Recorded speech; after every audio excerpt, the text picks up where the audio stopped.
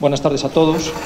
Muchas gracias por acompañarnos en esta tarde de septiembre, bueno, más bien otoñal que veraniega, pero bueno, es una tarde propicia pues para estar en un sitio bueno, tan estupendo, ¿no?, como en el que nos encontramos, con tan buena compañía y en torno pues, a una conversación seguramente muy interesante. Me gustaría dar las gracias a las entidades que coorganizan este acto, la Junta de Castilla y León, la Consejería de Cultura y Turismo de la Junta de Castilla y León, el High Festival, que tenemos por aquí a su directora, María, que se nos ha ido por ahí, María Sila. Pues ha puesto atrás del todo. Muy bien, María, gracias. Lógicamente también pues a la Fundación Vocento y al norte de Castilla. Nos acompaña también Carlos Aganzo, que es vicepresidente de la Fundación, a la obra social La Caixa, que también colabora, pues en fin, a una serie de entidades que han hecho posible que una de las extensiones en este año del High Festival pues recale en este lugar estupendo que es el museo y que es el Valle de Saberio y que es esta comarca leonesa. Por supuesto, bueno, pues agradecer a Carlos Aganzo, uno de nuestros grandes poetas también y periodistas, vinculado durante muchos años al norte de Castilla, a la Fundación Vocento, pues que haga hoy de maestro de ceremonias de este acto. Muchísimas gracias por venir. Y bueno, pues a Amancio Prada, que os voy a decir de Amancio Prada, le contaba antes y muchos de los que estáis aquí lo recordaréis, bueno, pues que tenemos una especial vinculación con Amancio Prada, porque el 15 de agosto del año 2008 pues Amancio nos dio un concierto magnífico inaugural del Museo de la Siderurgia en la Avenida de Castilla y León, en la plaza de acceso al museo, con más de 1000 personas, y bueno, pues yo creo que es un concierto que todos seguimos recordando muchos años después, y es una alegría pues que estés hoy con nosotros y te lo agradecemos mucho. Y qué importante es, lo sabéis todos porque realizamos bastantes actos de esta entidad y de esta calidad, ¿no?, pues que este tipo de actos lleguen también a lugares que están alejados de las grandes ciudades. Así que nada, muchísimas gracias, estéis en vuestra casa y la palabra es vuestra. Gracias.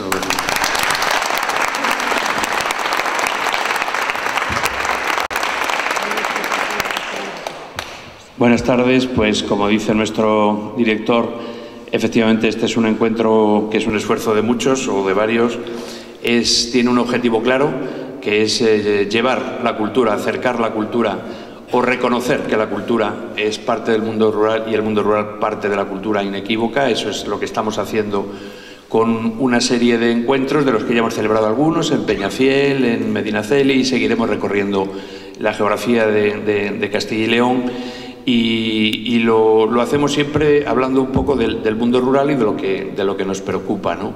Y en este esfuerzo pues está, como bien hemos dicho, está la Junta, desde luego está el High Festival, que es una programación específica dentro del High Festival que sale de Segovia y recorre también todas estas tierras, y está el Aula de Cultura del norte de Castilla, que también se suma a esta experiencia con sus patrocinadores, La Caixa. Es un lujo verdadero estar hoy aquí, en esta Catedral del Hierro, que es como la hemos bautizado, y además es un verdadero lujo estar con Amancio Prada. Con Amancio, que además de ser un buen amigo y de ser uno de los cantantes y cantautores más importantes que hay en España, creo que no tenemos otro que esté tan perfectamente vinculado al mensaje de lo que hoy queremos contar aquí. Y vamos a desarrollar un formato entrevista o diálogo, que hablaremos un poco de todo lo que nos preocupa, hablaremos de música y también de mundo rural, y más o menos tenemos el formato de los 50 minutos, que es el formato del GEI, y luego después, si alguno quiere hacer alguna pregunta ya fuera de programa, pues seguimos charlando, pero un poco el acto serán esos 50 minutos. Así que vamos a empezar preguntándote, Amancio, por la influencia del mundo rural, de las tareas del campo, del paso de las estaciones, de todo este mundo que aquí lo tenemos tan cercano y tan nuestro, en tu música. ¿Qué influencia o qué le debes tú a ese mundo rural? ¿Te ha inspirado en tu trabajo? Bueno, la infancia mía fue muy rural, desde luego, porque Saberos sería una gran ciudad en comparación con Dehesas, que es una pedanía de Ponferrada junto al río Sil. Y mis padres eran labradores, mis abuelos fueron labradores y creo que todos los antepasados, se fueron ganando literalmente el pan con el sudor de su frente. Y en aquel mundo rural, que es muy distinto del mundo rural tal como está configurado y como se vive ahora, todos teníamos algo que hacer, algo que aportar a una vida que tenía muchos afanes cada día, desde levantarse temprano para dar de comer a las vacas, a los cerdos o a las gallinas, o uncir las vacas al arado para ir con el carro a por hierba, a por maíces, por remolacha, o ir a vendimiar, porque aquí estamos en la montaña de León, en el Bierzo, esa llanura muy fértil por tantos ríos que la riegan. Se da de todo, y como se da de todo, pues a todo se dedicaba la gente. Era una agricultura, digamos, de autoconsumo, con una cultura inconsciente en aquella gente, algunos incluso analfabetos, pero que sabían tantas cosas que además no se pueden estudiar ni aprender en los libros ni en la universidad.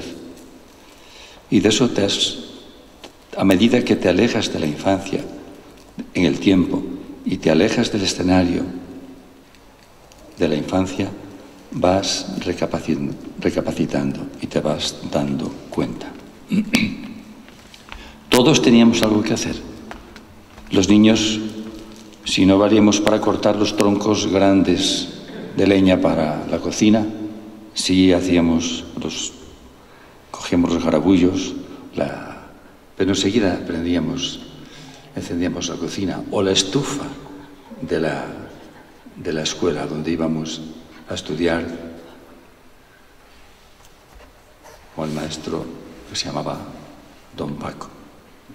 Ibas a la escuela, pero al salir de la escuela tenías que ir con las vacas de pastor, o tenías que sacar el abono en las cuadras, o si eras muy niño ibas ya delante de las vacas que tu padre, que tiraban del arado romano con que tu padre araba la tierra, un arado romano, cuando muchos años después en los museos capitolinos en Roma yo vi un gran cuadro inmenso a Rómulo y Remo trazando los lindes de la ciudad con una pareja de vacas o de bueyes y empuñando un arado romano como el que araba, el que empuñaba mi padre. Y yo recuerdo a mi padre cantando, tarareando, entonando melodías difusas o canciones que la letra se interrumpía porque pasabas a otra o porque tenías que atender o dar órdenes a las vacas. Pero aquel ir y venir, surco para allá, surco para acá, fue el que ha definido el pentagrama luego de mi vida en la música. Porque mi padre, mientras abría aquel surco romano en el que iba sembrando el trigo, parecía que también iba sembrando su propio canto, como una salmodia. Y ese canto, yo creo que sin darme cuenta entonces, también se fue sembrando o iba amaneciendo en mi corazón. Y también cuando llegábamos a casa, mi madre, las madres hacían, ¿qué ponían en el carnet de identidad? Sus labores. Y sus labores eran todas las labores. Desde dar de mamar a los niños, desde ayudar a parir a una vecina. Nosotros fuera mi abuela, Nieves, la que vino a casa y nos sacó. Igual que luego los hombres ayudaban a parir a las vacas. Pues las madres iban a lavar el río, tenían que lavar las tripas de los cerdos cuando la matanza, o a picar los pimientos o limpiar los cristales, pero también cantaba. Mi madre cantaba mucho mejor que yo y tenía un oído finísimo. Yo recuerdo a veces cuando al salir de la escuela a las 5 de la tarde, en vez de ir a casa, mi madre me había dicho: venme a esperar a la fuente de la Marcela, porque esta tarde voy a lavar y así me ayudas a traer el balde de la ropa a casa. Aquella fuente de la Marcela estaba un poco más alejada del pueblo, bueno, no mucho, pero un camino ya entre la sombra de los chopos bajando hacia el río Sil, casi al lado del río Sil, una fuente que manaba, y el agua salía caliente, el invierno salía caliente. Para mí era como un misterio. ¿Por qué sale si hace tanto frío fuera? ¿Cómo sale caliente el agua de la fuente? Claro, porque salía de las entrañas, ¿no?, de la tierra. Allí lavaban las mujeres. Antes de llegar a ellas, yo ya oía los cantares y las risas de las cosas que se contaban. Y luego veníamos, mi madre escurría la ropa que había tendido, la metía en aquel balde de zinc, cogía el cajón de lavar por un lado, con otra el asa del balde, yo la ayudaba. Caminábamos como 1 kilómetro o 2 hasta casa, y si pintaba lluvia, como hoy, por ejemplo, aquí, pues había que subir una escalera empinada hasta el desván. Y en el desván aquel había cuerdas de viga a viga, paja en el suelo donde se ponían las manzanas y las uvas para que se secaran. Oías los pardales como estaban ya cantando, haciendo los nidos.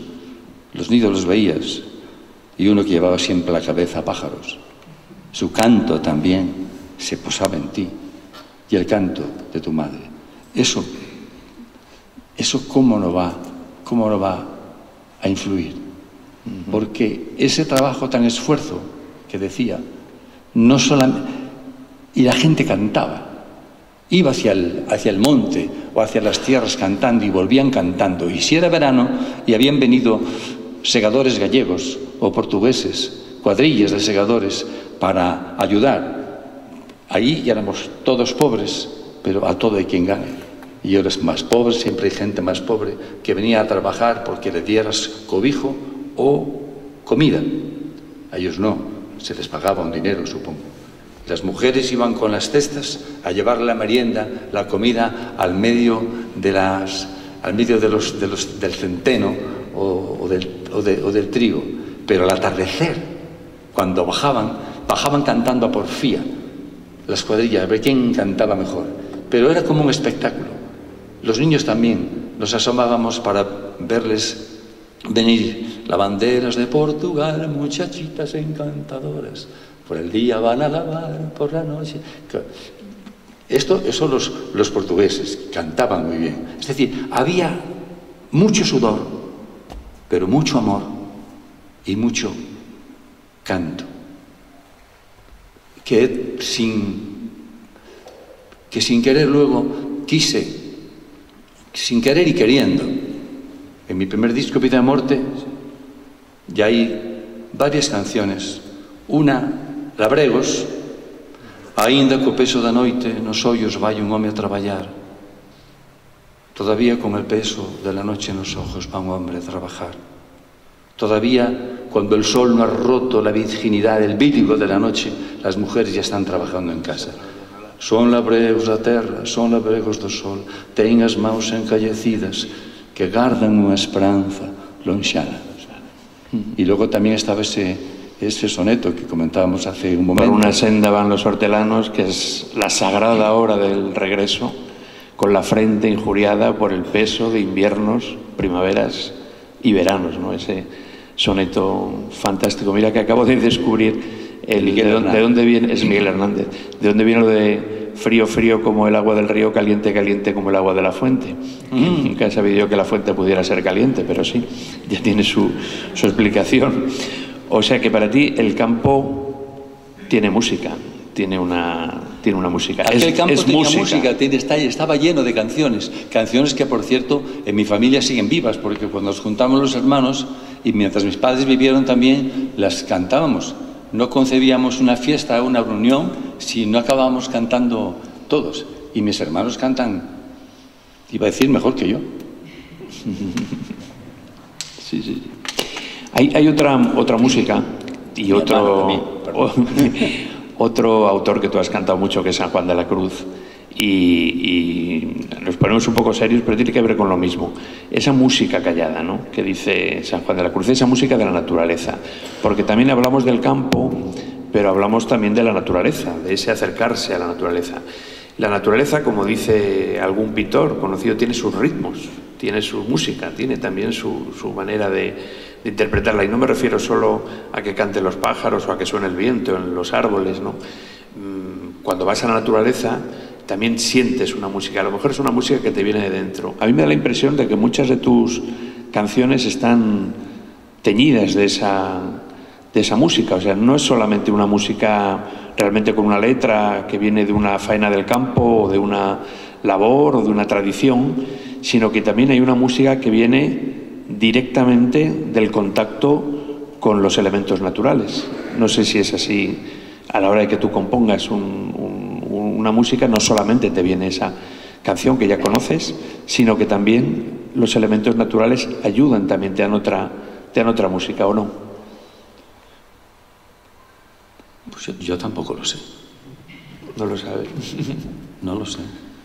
Me gusta la naturaleza, me gusta pisar la tierra, aunque luego la vida te ha llevado a muchos otros escenarios de vida y de estudio y de trabajo, claro, pero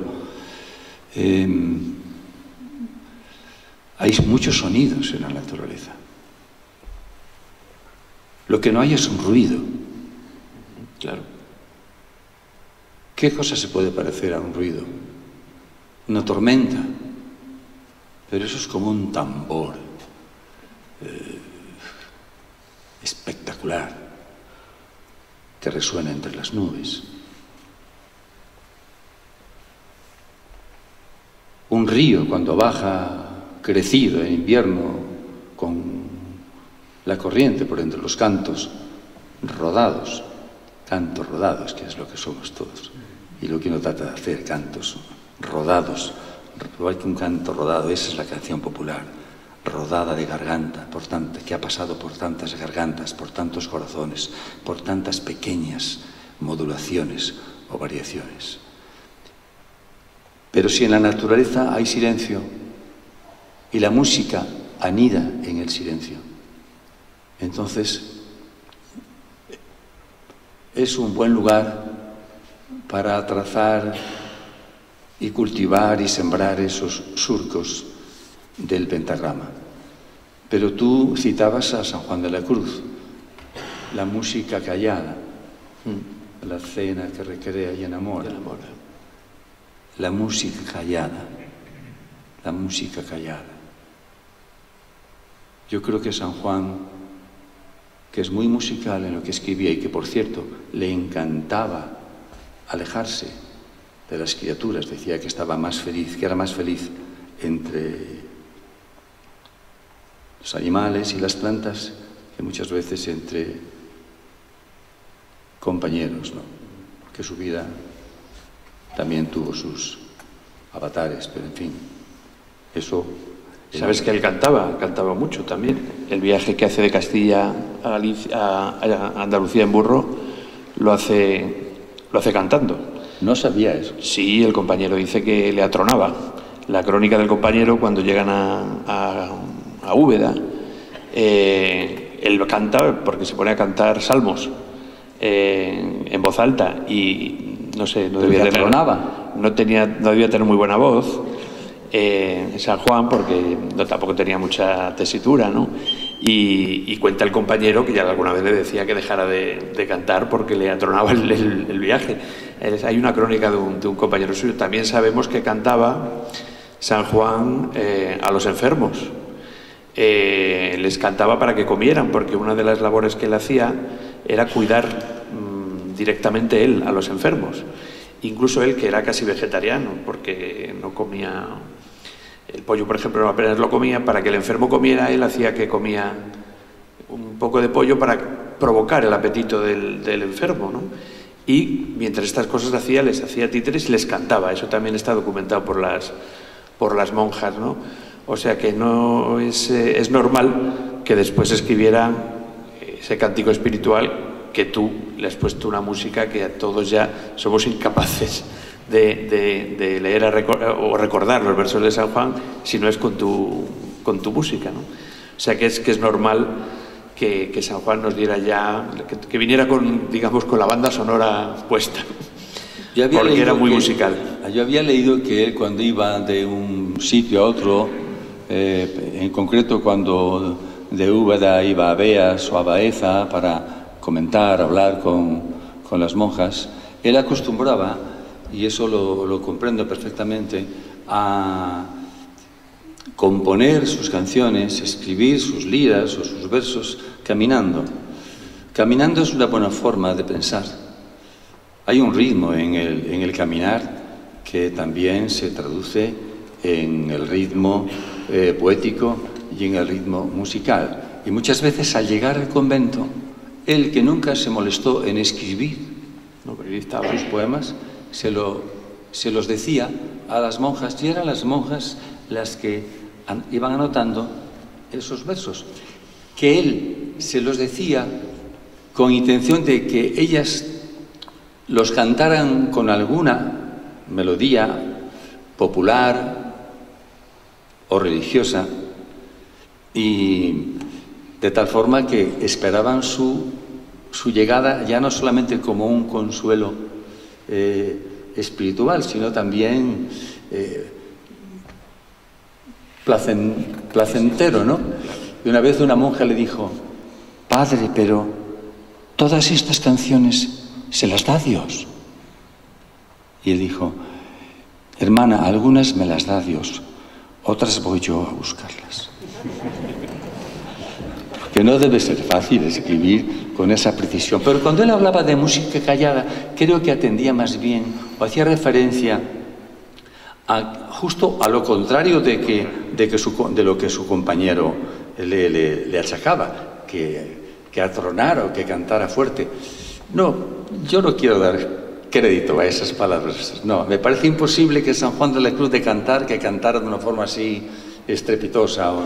No. Seguro que el compañero era picajoso. Estaría celoso, yo qué sé. Y no, yo creo que él hablaba un poco, hacía referencia a la música callada, esa que no se te impone, sino que hay que prestar atención para oír. Una música interior, que en el fondo es lo que uno trata a la hora de hacer una canción sobre un poema. No añadir música al poema, sino extraer la música callada que todo poema lleva dentro. Hacer que aflore esa música. Sí, hemos hablado de que tiene el caminar un ritmo y por lo tanto tiene una música, y como estamos en un museo de la minería y de la siderurgia, pues me da por pensar si el trabajo, incluso el trabajo oscuro y difícil en la fragua o en la mina, y fijaros si ha dado música. El flamenco, absolutamente el mejor flamenco es el cante de fragua o el cante de mina, ¿no? Si tiene el trabajo también, y eso tiene mucho que ver, lo que decías tú también, con las tareas del campo. O sea, ya no solo con vivir en el campo y cantar y las tradiciones y las fiestas, sino con el propio trabajo, el propio sudor y la propia tarea, que a lo mejor tiene también su música, ¿no? Bueno, es que cantar era una forma de animarse también para trabajar. El canto, tú antes decías, comentabas que San Juan de la Cruz le cantaba a los enfermos. Qué bonito es eso, para que comieran. También le cantamos a los niños, para que duerman, para que se duerman, para que se tranquilicen. Y el canto también es una forma de ánimo. Ánimo, compañeros, toda terra e dos homes, como cantaba Rosalía de Castro. Yo no sé cómo debe ser en la mina. Una vez Luis del Olmo nos bajó allí en Villablino, a no sé qué pozo, al dúo dinámico, a mí y a alguno más, Y estando allí en el fondo de la mina, que nos metíamos por unas galerías, salimos tiznaos del todo. Por cierto, me acordaba de que cuando era niño, en mi pueblo, además de la gente que trabajaba en el campo, algunos iban a ganar su jornal a la Minero Siderurgia en Ponferrada. Iban en bicicleta, nunca los veía ir porque iban antes de que amaneciera, pero volvían a media tarde y venían tiznaos, como negros, no los reconocías. En alguna foto de ese programa, Laura, no sé si tú estarías en aquel entonces, hay una foto que parecíamos el mago Chalupa de las cabalgatas. Pero yo recuerdo que aquel silencio en las galerías de la mina a mí me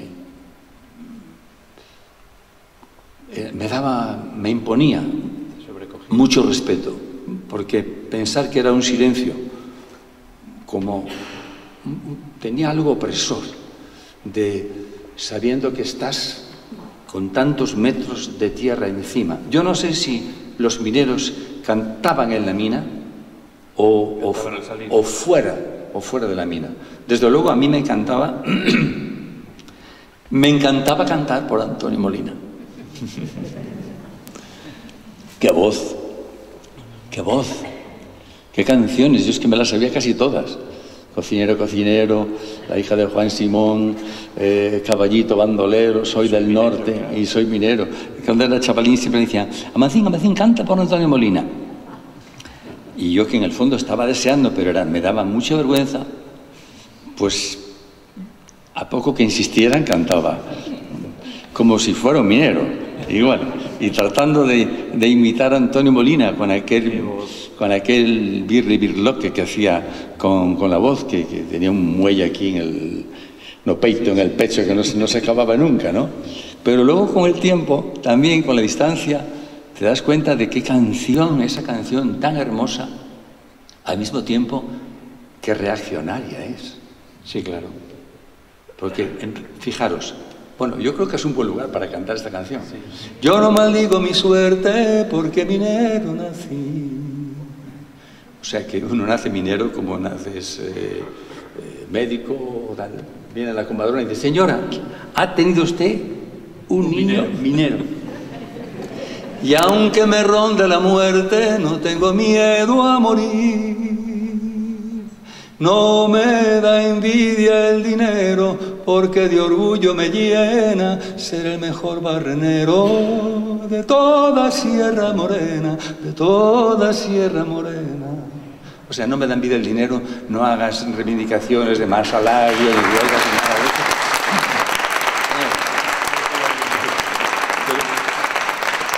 Pero sigue la copla y dice, bajo a la mina cantando, porque sé que en el altar mi madre queda rezando por el hijo que se va. Tranquilo, que si tu madre queda rezando ante la Virgen, ni grisú ni nada, no te va a pasar nada.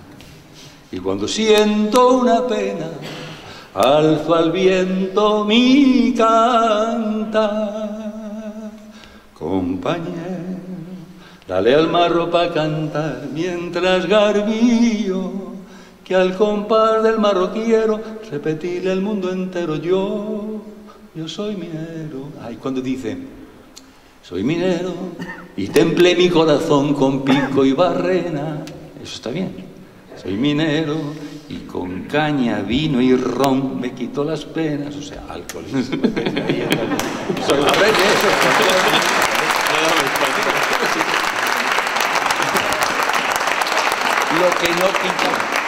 Lo que no quita que la canción siga siendo maravillosa, sí, sí, y la puedes ver de otra manera. Porque una copita de vez en cuando también. Sí, una copa de aguardiente para bajar. Es que si no, ¿cómo bajas ahí a las entrañas de la tierra sin saber si se va a hundir todo?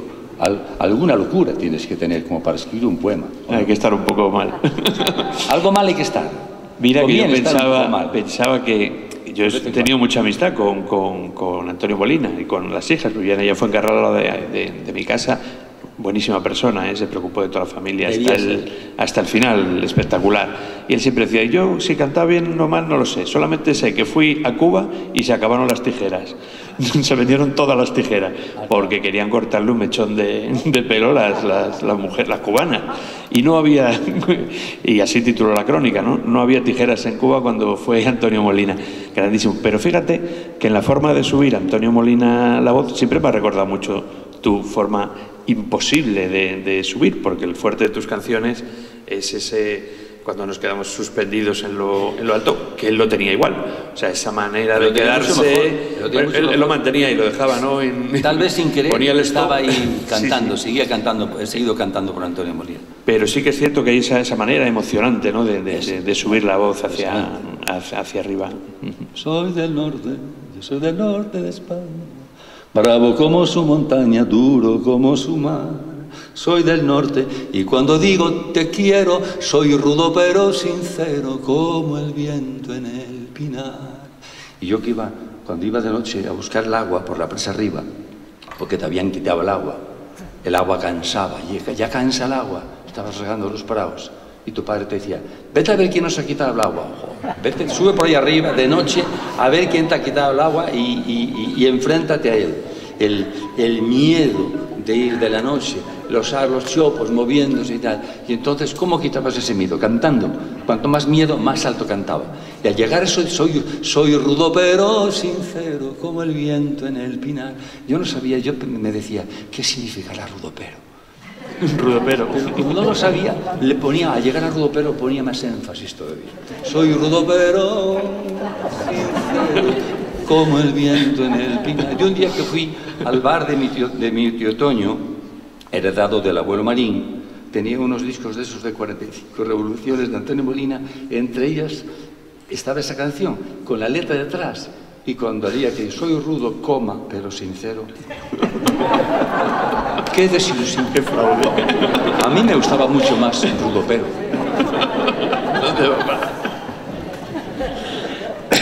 Por eso que ves que lo de la infancia del campo sí. Marca. Bueno, pero tú, no solo la infancia, tú has sido y eres fiel al campo, porque, como hablábamos antes, un pie tienes en Madrid, que tienes una casa, pero otra en Urbeña. Y en Urbeña en pleno campo. Nunca has dejado el campo. Bueno, incluso antes... Sigues en él.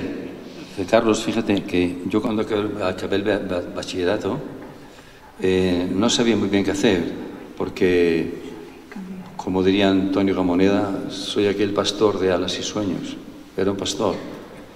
Y lo de cantar, por mucho que a mí me gustaba cantar, y me pedían que cantara en esas fiestas y cantábamos todos, pero no sabía muy bien. Pues lo de cantar o el teatro o la pintura me parecía un sueño que casi no te atrevías ni a mencionar, ni a soñar. Pero admiraba mucho a mi padre. Mi padre estaba suscrito a una revista que se llamaba El Cultivador Moderno, que se editaba en Zaragoza. Y un día leyendo esa revista, estoy hablando del año 66-67, venía un artículo sobre una escuela de ciencias empresariales aplicadas a la agricultura que se acababa de crear en Valladolid, precisamente. Una escuela de los jesuitas, que eran los pioneros en las ciencias empresariales o de administración de empresas entonces. Y entonces me fui a Valladolid a estudiar dirección de empresas agrarias. Fueron 3 años, me matriculé también en el conservatorio y hacíamos prácticas en las fincas en verano. Yo las prácticas las hacía más bien en el Bierzo. Todo el mundo, los estudiantes estaban deseando que llegaran las vacaciones. Yo odiaba las vacaciones porque era cuando realmente trabajábamos, ¿no? Lo de estudiar era como un divertimento. Y cuando acabé aquello, ya empecé a hacer canciones, me fui a París y a la Sorbona y empecé a hacer una tesis sobre la agricultura a tiempo parcial en el Bierzo, en la Escuela Práctica de Altos Estudios, Sociología Rural y demás. Y me vine, los 2 primeros cursos, al Bierzo y quería hacer, claro, sociólogos son datos, no valen elucubraciones, tiene todo que estar fundamentado. Y no había ninguna estadística, Me dijeron, creo que hay un sacerdote, José Álvarez de Paz, gran amigo luego del alma, que se ha ido hace muy poco tiempo, que este hombre se ha preocupado de hacer algunas estadísticas. Es coadjutor en la parroquia de San Pedro. Fui a verle, estaba en su despacho y tenía detrás de él una guitarra colgada. Y lo expliqué cuál era mi inquietud y lo que estaba tratando un poco de definir cómo era aquel mundo rural de agricultura a tiempo parcial, es decir, que no había labradores, había labradores industriales, labradores comerciantes y labradores artesanos. Esto configura un tipo de sociedad rural muy concreta. Él me pasó los pocos datos que tenía. Yo le pregunté, ¿pero y esa guitarra ahí? Dijo él, es que hago canciones, protesta. Dice, pues cánteme una. Y me cantó una canción, ya vienen los segadores, ya madura la cosecha, ya. Dice, qué bien, interesante esa canción. Dice, ¿por qué tú tocas la guitarra también? Dice, bueno, sí, he hecho algunas canciones. A ver, toma, chaval, toca. Y yo le canté, yo no sé si era Bregos o Vida de Muerte, una canción. Y entonces él, recuerdo que se quedó así, muy callado, y yo, pendiente de lo que iba a decir, y me dijo, ¿pero tú qué estás estudiando sociología rural? Pero dedícate a esto. Dijo, hombre, ya me gustaría a mí. Pero no lo dudes. Pero no, yo todavía no me la acababa de creer. Y es el día de hoy que me lo tengo que creer, pero me parece una suerte tan grande que se la deseo a todo el mundo. Convertir una vocación en su profesión. Porque eso ya no es trabajo. Eso no es trabajo. Y tú lo sabes con la escritura, y muchos de los que estáis aquí también habéis tenido esa suerte. Y si no ha habido esa suerte, esmerarse igual en hacer bien las cosas, porque en eso siempre se encuentra un placer y siempre puedes ir más allá. Un poema no se acaba de escribir nunca, sino que se abandona. Y una canción no se acaba de cantar nunca, porque es como esos cantos rodados, que cada vez que la cantas se va como el guante, un traje, una ropa que se va haciendo tu cuerpo y tú a la prenda, ¿no? Y esa es cuando la canción ya es tan tuya, pero que se aleje de ti para ser de otros.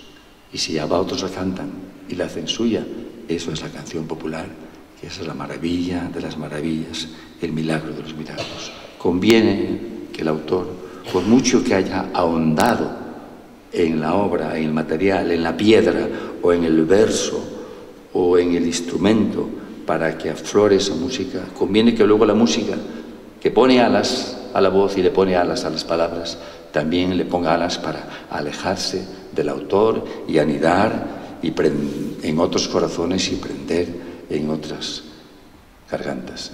Hay algunas canciones que tienen esa suerte. ¿Tú eres consciente de hasta qué punto muchas de tus canciones no son tuyas? O sea, son nuestras. Quiero decir que las hemos hecho nuestras. O sea, esa música es realmente del que la escucha, ¿no? Bueno, los poemas pasa exactamente lo mismo. Cada uno los interpreta. Luego viene alguno y te dice, mira este poema lo que significa, y no significa nada de lo que tú has escrito. Pero para él significa todo. Realmente es suyo. Claro, pero es que en el arte... Han prestado palabras, pero son suyas. Sí, pero es que Y con la música pasa un poco exactamente lo mismo. Y con la poesía, sí. ¿no? Con todo. Y con el arte en general, y con la pintura. Es decir, decía don Antonio Machado que la elocuencia está tanto en el que habla como en el que escucha. Y a veces pienso que incluso a veces más en el que escucha que en el que habla. En cualquier caso, una obra de arte,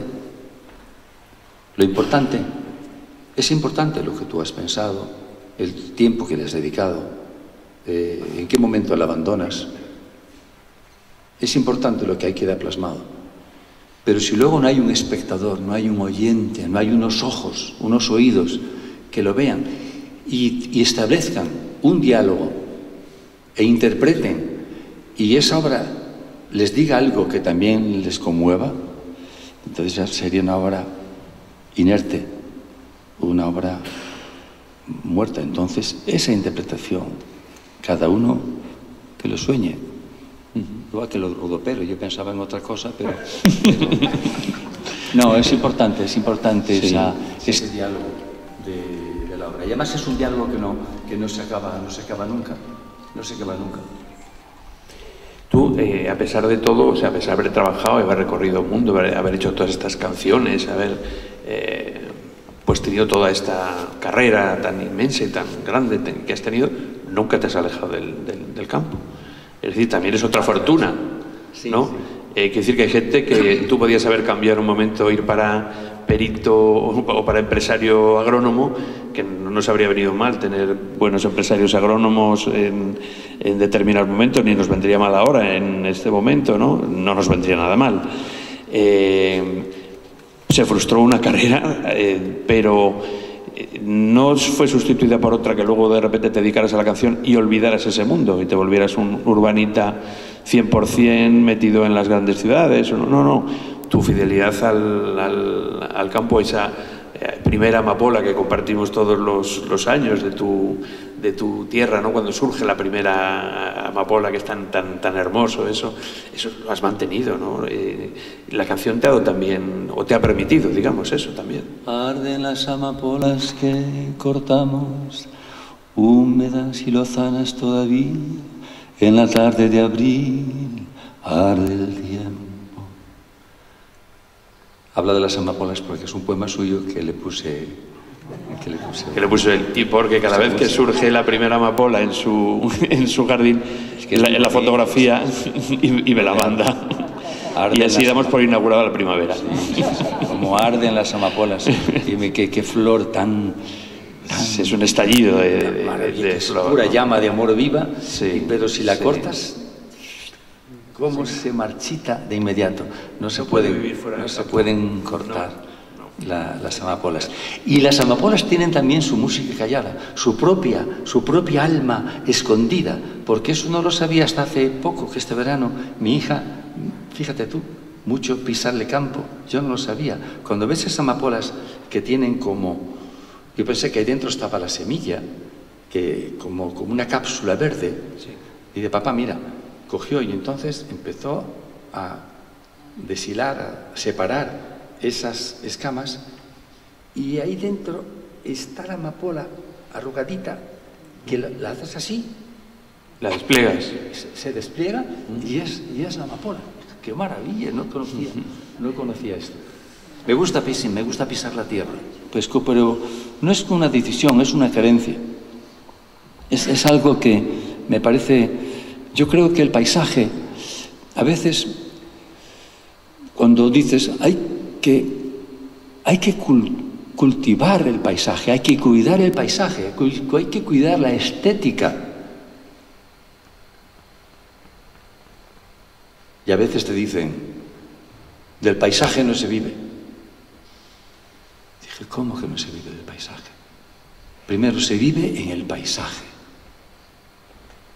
Y del paisaje también podríamos vivir mucho mejor si lo cuidásemos, si hubiésemos cuidado también todo el patrimonio que hicieron nuestros antepasados, tantas obras de arte, tantos palacios que se han destruido, tantas iglesias que se han ido abajo, tantas casas hechas con una funcionalidad arquitectónica sin necesidad de arquitecto, por ese puro saber transmitido sin saber que se sabía. Y el paisaje, ¿cómo podemos, por ejemplo, desarrollar el turismo rural si los pueblos han dejado de ser bellos? Y hay un mal que se ha hecho tremendo. Hay mucho feísmo, falta ordenación. Yo creo que es cuestión de una política global, de que no puede ser que cada uno haga lo que quiera, como quiera y como quiera. No. Todos hemos sufrido muchas veces que te esmeras por hacer bien las cosas, tu casa, por ejemplo, pero si el vecino de enfrente hace un disparate, lo estás sufriendo porque tú estás sufriendo con el disparate que le ha hecho, y el otro a lo mejor también sufre o no goza con lo que tú has hecho. Pero yo creo que Todos sabemos cuando hay un paisaje hermoso. Vas por la carretera y te dice Mirador, y te invitan a pararte ahí para contemplar ese paisaje. Pues conviene que la mano del hombre no interrumpa, no afee lo que la naturaleza también hay que contenerla, porque si no la naturaleza lo invade todo y cuidado. Pero yo creo que hay que cultivar la tierra y por extensión cultivar el planeta, el lugar. Primero el primer enclave donde vivimos, la casa, el entorno de la casa, el pueblo, los caminos que van a otros pueblos, el paisaje. Es una fuente de placer y es un atractivo para la gente que venga a ver un país, a conocer España. Y España es un país en ese sentido maravilloso. Cambia el paisaje cada 100 kilómetros, parece que estuvieras en otro lugar distinto. Esta provincia nuestra de León, ¿qué tiene que ver la Cabrera con el Bierzo, con el Páramo, con estas montañas donde estamos ahora? ¿Cómo va cambiando, no?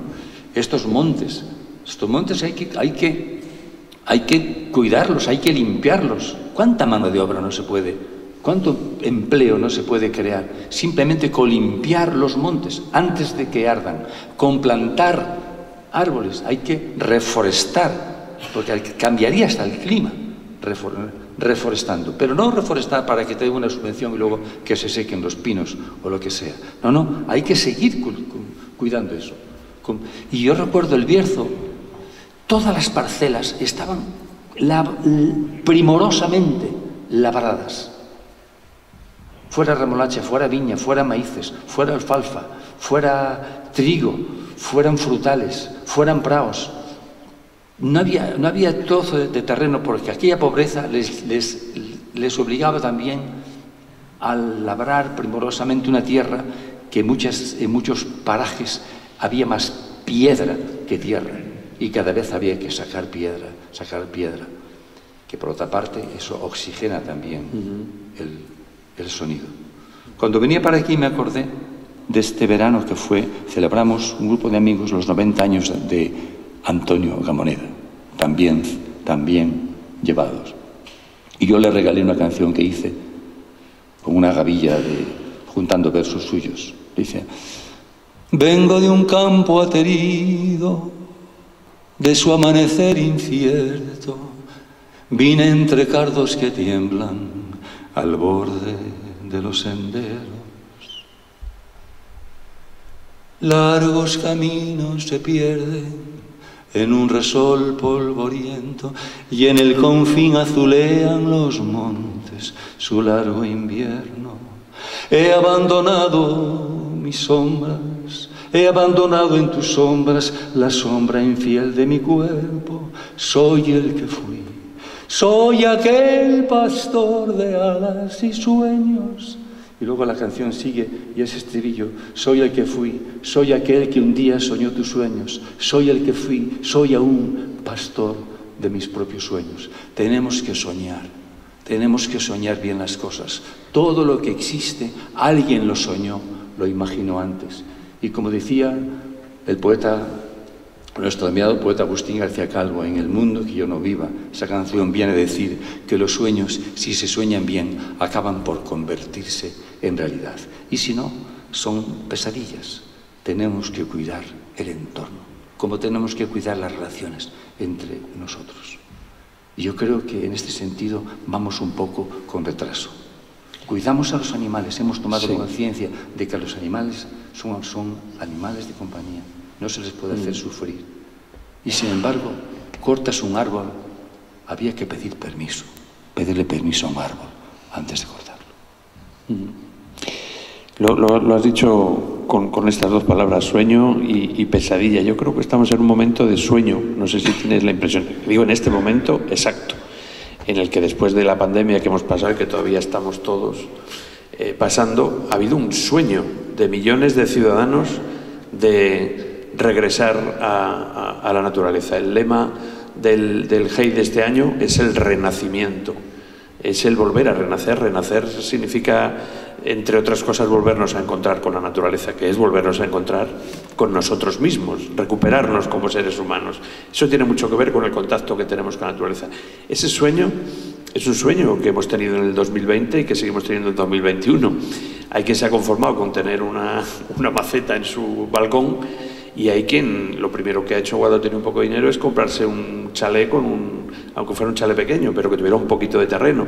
O sea, ese ansia, ese sueño de volver a la naturaleza. Pero luego está la pesadilla, o sea, la cruda, la dura realidad.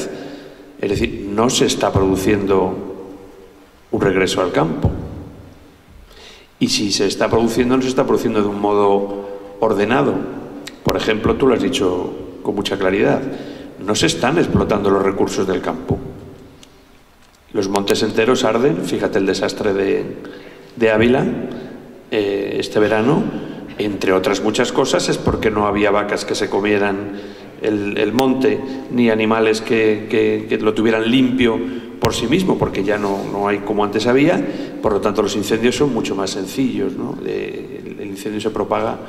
Y luego, pues, la riqueza forestal. Aquí aprovechamos, por ejemplo, en León, la biomasa, que hemos hecho un encuentro sobre energías alternativas, en un porcentaje ridículo de lo que produce la propia naturaleza. Es decir, tenemos un sueño que es regresar al campo, un sueño casi romano, de las villas romanas, ¿no? De vivir la cultura, la gran cultura de Roma, pero en una granja, porque una villa no deja de ser una granja.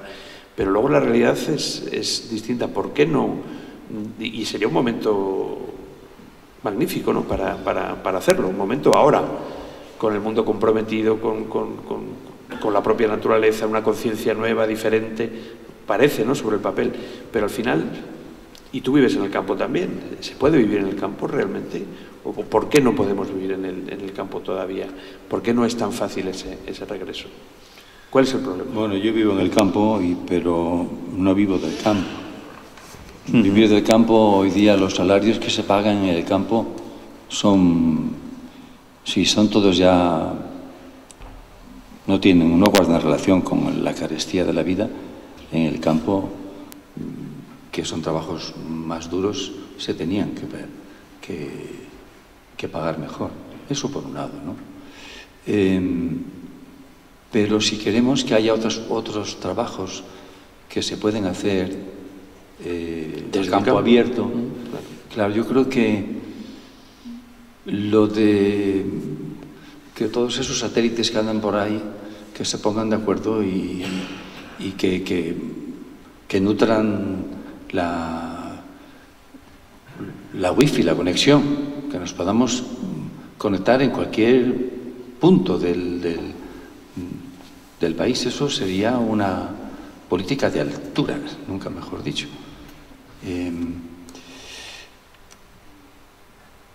Luego,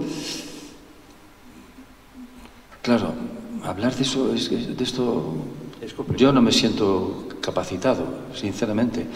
Por un lado, yo tengo nostalgia de aquella vida que os contaba, aquella agricultura de autoconsumo que se hacía antes. Pero yo no digo que siguiéramos todos haciendo eso. Pero yo creo que aquella dualidad de labrador artesano, labrador industrial, labrador otra cosa, hubo un éxodo terrible en los años 60 y 70. La gente se fue de las aldeas, y muchas veces esos padres y esos abuelos, los graneros de su pobreza eran inmensos, como dice Julio Llamazares en un poema. Julio Llamazares es un poeta de aquí, tan inspirado, ¿no? Dice: yo vengo de una raza de pastores que perdió su libertad cuando perdió sus ganados y sus pastos. Durante mucho tiempo, mis antepasados guardaron los rebaños allá donde se espesan el silencio y la retama, y no tuvieron otro Dios que su existencia, ni otra memoria que el olvido. los graneros de su pobreza. Los graneros de su pobreza eran inmensos.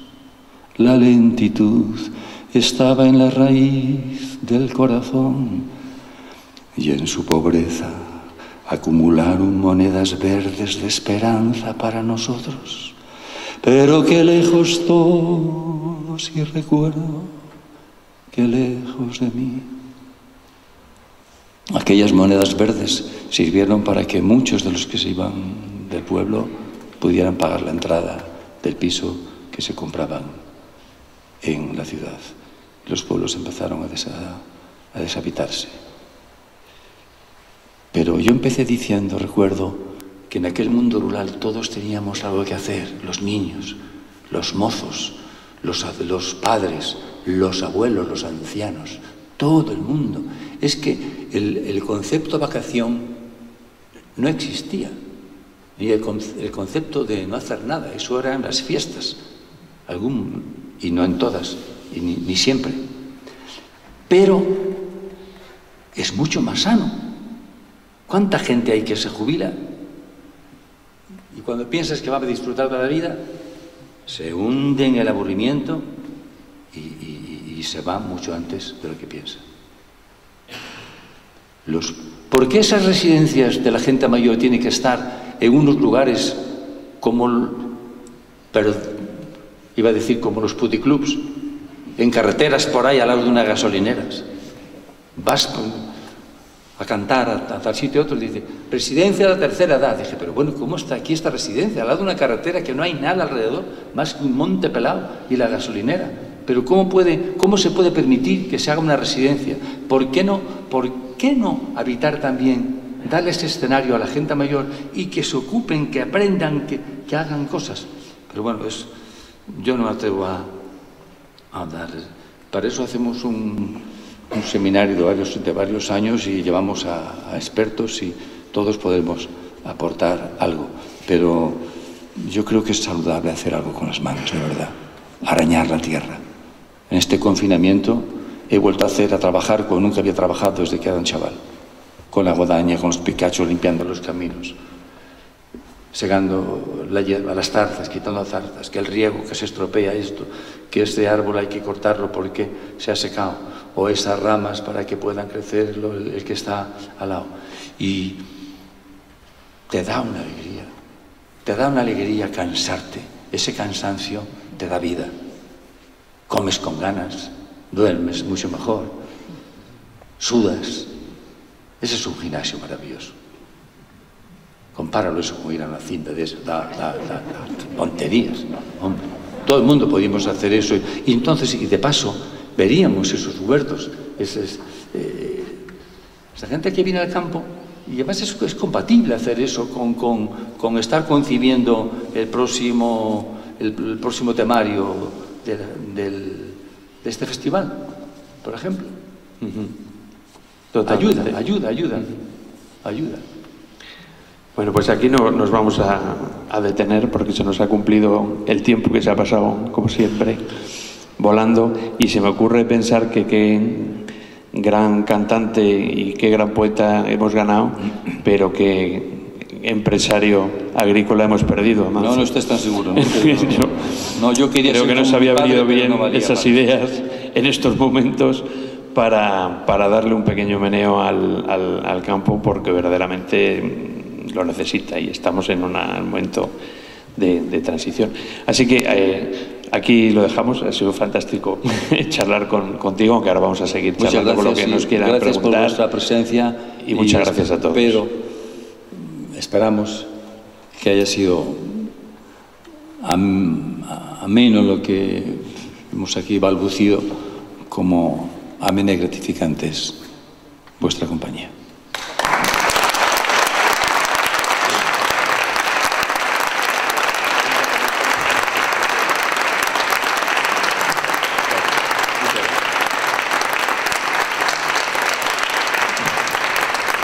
Si queréis preguntarle a Amancio alguna cosa, tenemos 5 minutillos todavía antes de marcharnos. O a Carlos. No, a mí no. Para Amancio. Me gustaría saber qué influencia tuvo la escuela ¿Qué influencia tuvo la escuela Iglesias para ti respecto a la música? La escuela en sí, más allá de cantar el Montañas Nevadas, el Cara al Sol, es una canción bonita, la verdad. si la descontextualizas. Y Benicio, íbamos todos con flores a María, y aquella canción en la ermita de Cristo por la que pasábamos para ir a la fuente de la Marcela, que aparecen emboscados. Madre, madre mía, mamá, madre, mamá, con tu voz clara mientras lavabas en el río cantando, tu voz alimentó mi garganta mes de mayo en la capilla de la ardiente Fátima.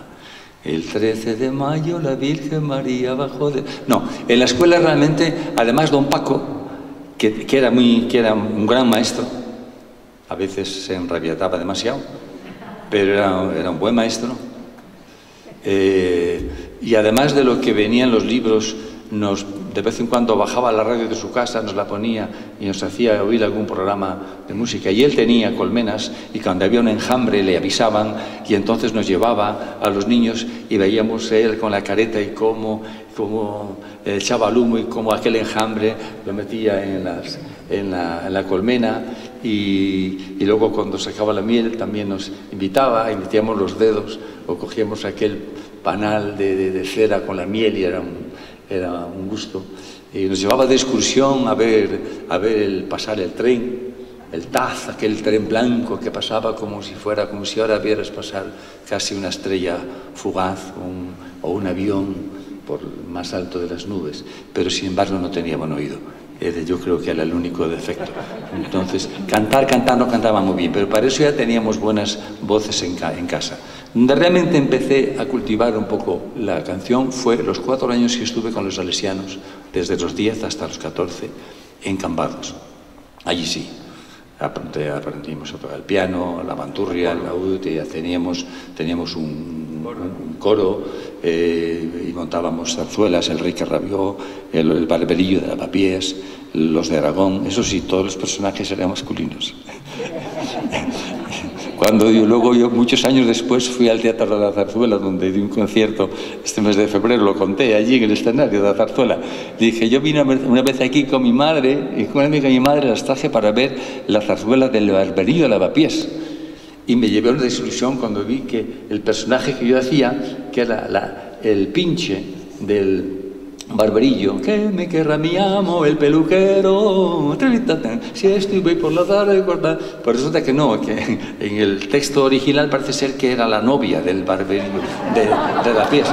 Y había muchas novias por allí en toda la romería del Pardo. A mí me gustaba también más aquellas versiones que hacíamos nosotros. Allí sí cultivamos y empecé a cantar, ya no por Antonio Molina, sino también por Joselito, que tampoco estaba mal. A las 4 esquinas que tiene mi torre, con la primavera llegaron ayer 4 golondrinas y un corre, que me habla de estrellas y de amanecer.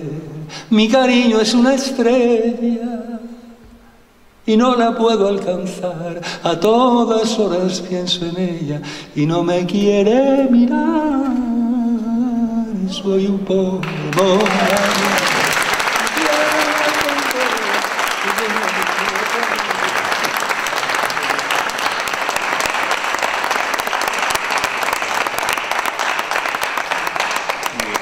¿Qué será que lo que aprendes de niño, sea en canción o sea una herramienta, no se te olvida ya nunca en la vida? Hombre, sobre todo si lo sigues cantando. Perdón. ¿Sabes que las personas con Alzheimer solo recuerdan las canciones? Es algo milagroso, es algo impresionante. No recuerdan el nombre de sus hijos, pero te pones a su lado a cantar una canción, ante una canción, sí. y la canta de pe a pa. Es algo impresionante. Bueno, ¿tiene alguna pregunta más? Con esta nos despedimos, sí.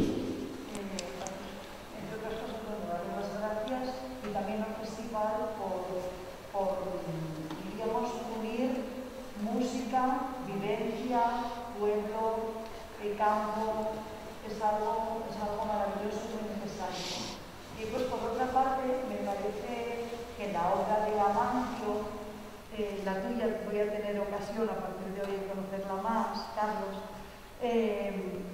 es que a la fuerza se ven esas vivencias.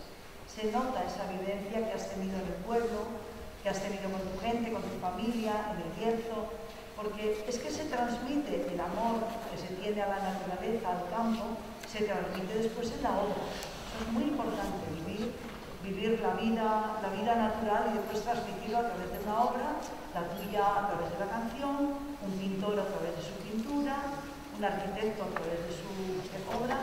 Entonces eso se nota muchísimo. Por lo tanto, muy acertado la relación. Y después otra cosa que quería decir que me ha hecho mucha ilusión, yo soy una gran luchadora contra el feísmo que nos invade en la provincia de León muchísimo. Yo digo que en casi toda España, pero bueno, yo vivo en León y soy una gran observadora y una gran sufridora. Tenemos unos pueblos maravillosos y tenemos unas cercas que antes eran maravillosas, esas cercas, incluso hay libros dedicados a esas cercas preciosas, ¿no? Esas cordilleras, y ahora se pone ¿cómo se llama? Un somier. Eso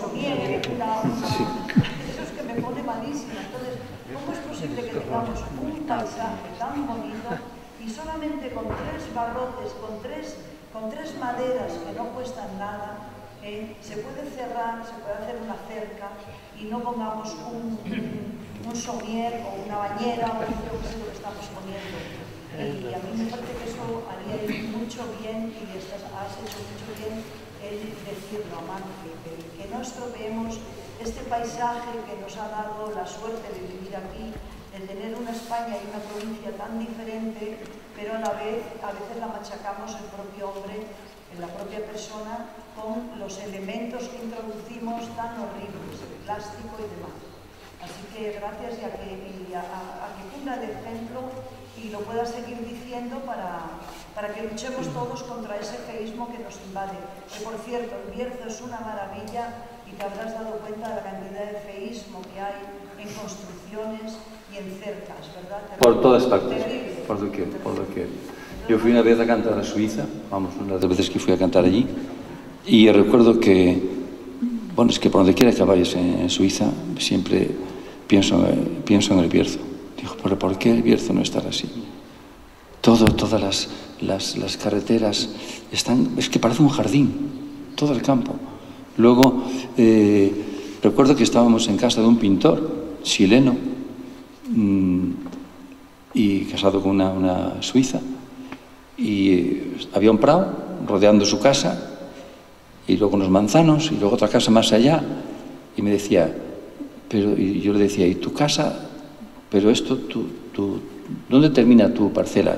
Dice, mi cabela, ¿dónde está aquel manzano? Pero no había lindes.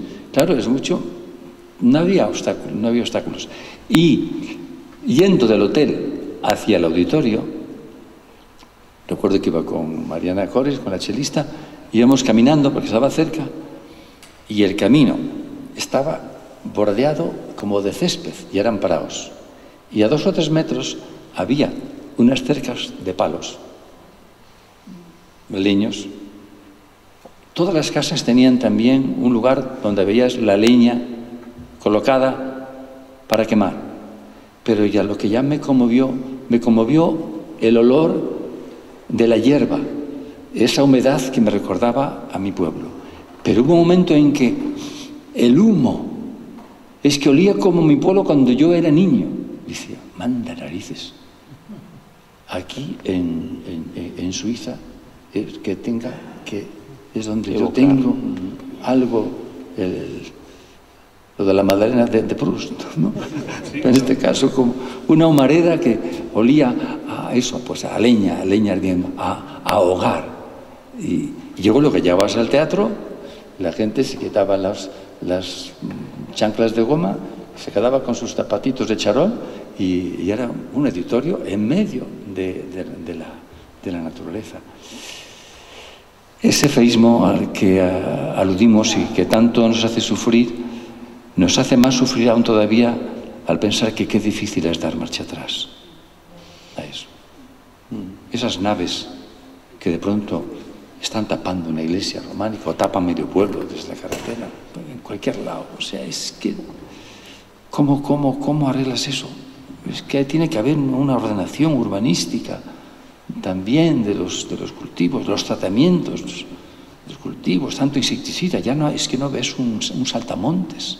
Antes ibas por el suelo, sí, ibas por la tierra en cualquier lado, saltaban los saltamontes, demasiados, había y ahora ves un saltamontes al año. No hay mariposas, insectos, parece que es una amenaza así exagerada, pero no, es que, cuidado, que es que nos estamos cargando el medio ambiente.